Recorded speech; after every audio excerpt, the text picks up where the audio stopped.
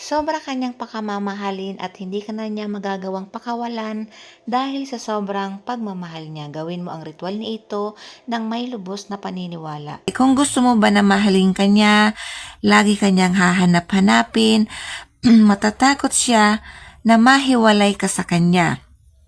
At gagawin niya, sa ritual na po ito, gagawin niya ang lahat para sa iyo at magiging sunod-sunuran siya, malayo o malapit man kayo sa isa't isa ay mamahalin ka niya ng sobra. Gawin mo ito kahit anong araw at oras at syempre po gawin mo ito ng may paniniwala. Pagkatapos mong magawa ang kahit na anong ritual, balewalain mo lamang ito. Huwag mong pakaiisipin kung ano man yung ginawa nyo. Magiging mabisa lamang po ang isang ritual na gagawin mo, ritual o gayuma, kung gagawin mo ito na may totoong pagmamahal sa target mo. Huwag mo itong gagawin kung ang mahina ang paniniwala mo o nadidesperada ka lang o may galit ka sa inyong target. Kaya mo gagawin ang ritual na ito o kahit na anong ritual. Inuulit ko po, madali mong mapapagana ang ritual kung sasabayan mo ito ng tunay na pagmamahal sa inyong target at wala kang kahit na anong galit.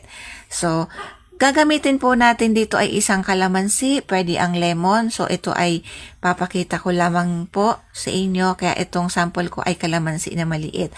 Pero kung may lemon po kayo ay pwede nyong magamit. So, kailangan din natin dito ng cinnamon powder. Kung mahilig ka po gumawa ng mga ritual sa buhay pag-ibig, dapat po may mga bibili ka na po tuwing pupunta ka ng grocery, bumili ka na ng cinnamon, ng laurel, dapat mo may stock ka na para pag may mga video tayong bago ay madali mo na lamang pong magagawa. So, dito, sa kalamansi, isusulat mo lamang po ang tunay na pangalan ng inyong target, maliit lamang. So, halimbawa, ang pangalan ng inyong target ay si Juan Luna, ilalagay mo lamang ito sa gitna ng kalamansi. Diyan. Tapos, lalagyan nyo na po ito ng konting asukal sa gitna. So, konti lamang po na malagyan siya. Pero kung ang gamit nyo po ay lemon na malaki, so malaki din po ang ilalagay mong asukal. Tapos, kumuha ka po ng konting cinnamon powder. Konti lamang po, pwede mo din damihan, depende po sa inyo.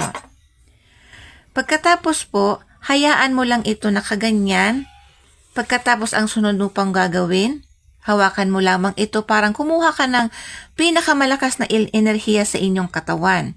Tapos tawagin mo ang kanyang tunay na pangalan ng 3 beses at isunod mo ang inyong kahilingan. Halimbawa, Juan Luna, hahanap-hanapin mo ako, iiyak ka sa paghahanap sa akin. Juan Luna, hahanap-hanapin mo ako, iiyak ka sa paghahanap sa akin hanggang sa maka3 beses ka. Pagkatapos, itago mo po ito na nakaganyan lang, itago mo sa isang madilim na lugar.